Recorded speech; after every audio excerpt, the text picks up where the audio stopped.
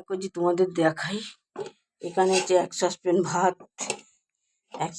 ভাত, আর এখানে আছে কলমি শাক ভাজা, পেঁয়াজ রসুন দিয়ে, শুকনো লঙ্কা কালো জিরে দিয়ে কলমি শাক ভাজা, আর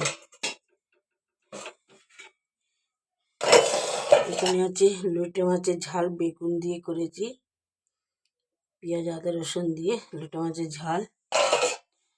আর এখানে করেছি পটল আলু ডিম দিয়ে মামলেট করে, পটল আলু দিয়ে